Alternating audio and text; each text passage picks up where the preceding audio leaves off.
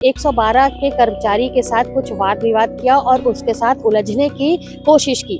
वाद विवाद इतना बढ़ा, 112 पर तैनात आरक्षक की मौके पर ही पिटाई कर दी। के द्वारा शराब के नशे में आरक्षक के द्वारा बुरा बर्ताव किया गया और हाथापाई भी की गई। तो उसमें उस व्यक्ति के खिलाफ विधिवत कार्रवाई करते हुए उसको गिरफ्तार किया गया और उसको रिमांड पर भेजा गया। 16 अक्टूबर की रात्रि अचानक पुलिस को फोन आता है कि गया नगर में कुछ कार्यक्रम हो रहा है। कार्यक्रम में कुछ वाद विवाद की स्थिति उत्पन्न हुई, जिस पर पुलिस ने अपनी टीम को तत्काल मौके पर रवाना किया। कुछ आरक्षक गाड़ी में बैठ करके 112 की टीम के साथ मौके पर पहुंचे। मौके पर पहुंचने पर वहां देखा कि जब पुलिस का सायरन बजा तो कुछ लड़के वहां से भाग गए, लेकिन एक लड़का वहां पर बराबर जमा रहा। उस लड़के से जब बातचीत की गई तो उसने 112 के कर्मचारी के साथ कुछ वाद विवाद किया और उसके साथ उलझने की कोशिश की। आपसी बातचीत इतनी बढ़ गई कि बातचीत के दौरान आरोपी राजेश कुमार वर्मा ने 112 पर तैनात आरक्षक की मौके पर ही पिटाई कर दी।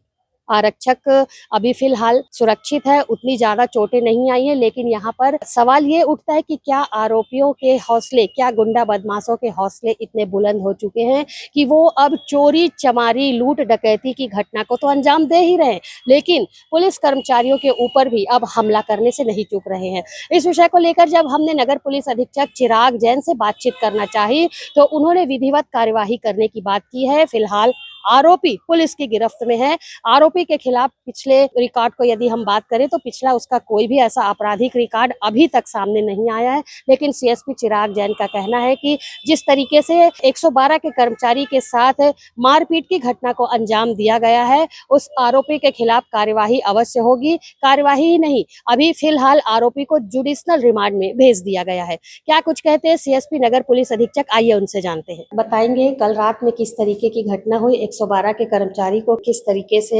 आरोपियों ने अपना निशाना बनाया। ये दिनांक 16 अक्टूबर 2024 के रात के लगभग 9:45 बजे की घटना है।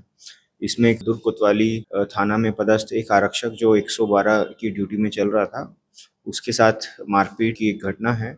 उसमें एक जो आरोपी था राजेश कुमार वर्मा के द्वारा शराब के नशे में आरक्षक के द्वारा बुरा बर्ताव किया गया और हाथापाई भी की गई। तो उसमें उस व्यक्ति के खिलाफ विधिवत कार्रवाई करते हुए उसको गिरफ्तार किया गया और उसको रिमांड पर भेजा गया। सर, किस बात पे बातचीत शुरू हुई?